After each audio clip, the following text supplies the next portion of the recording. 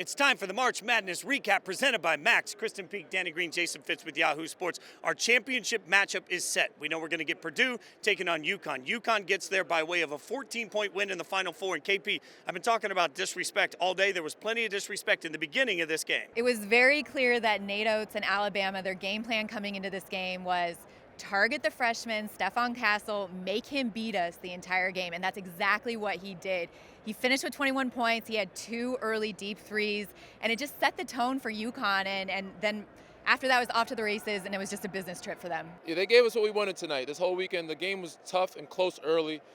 Both teams kind of ran with it later, but it was the battle of the bigs for me. It's going to be a battle of bigs all weekend. You had Burns versus Edey, you had Klingon versus Nelson, and the best bigs won in both those games. They controlled the paint, so Klingon was the one that controlled the boards, controlled the paint, protected the paint, ran the floor, got some dunks, got them easy looks, and opened up the floor, particularly for his other teammates. Nelson, hell of a fight, but it just was too much for him. He looked really small against Klingon, and I can't wait to see Klingon versus Edey and see how that matchup is. Donovan the Disruptor. I don't know. What we do know is that now they're trying to become the first team since Florida in 06-07 to go back-to-back. In order to do that, they'll take on Purdue, who's in their first championship game since '69. Nice. And they've never won one. So obviously everything about Purdue, KP, was about Zach Edey. Absolutely, and it was a different Zach Edey than what we're used to seeing. It wasn't the 40 and 20 Zach Edey that we saw that was just dominating. I mean, he was dominant in the paint, obviously, because that's where the mismatch was, but he was patient.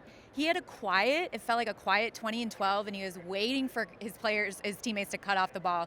He was letting the game come to him, and it was actually really refreshing to see that side of him. Yeah, the people that were doubting him before this tournament, he's really looking like that first-round pick that people didn't think he could be. Just the maturity in him and the way he's adjusting and adapting. He's shooting a couple of floaters, hooks outside the paint a little further out. Him and Burns went at it, but he got the best of him, wore him down. I think DJ Burns really got tired early on, had to get some subs, and he just controlled the paint, blocking shots, rebounding, and also getting his teammates involved. So the next matchup, the battle of the bigs is going to be even better with Klingon and Edey. I can't wait to see it. I think your point about Burns is so important. He's one of the best stories of the entire tournament, but one of the stories of this game is that when he was on the floor for NC State, he struggled and they struggled as a result. We will not struggle to watch the championship game on Monday. Again, the battle of the bigs, the big boy breakdown, whatever you want to call it, we know it's going to be absolutely epic. Also, be sure to keep up with all the tournament action on Max.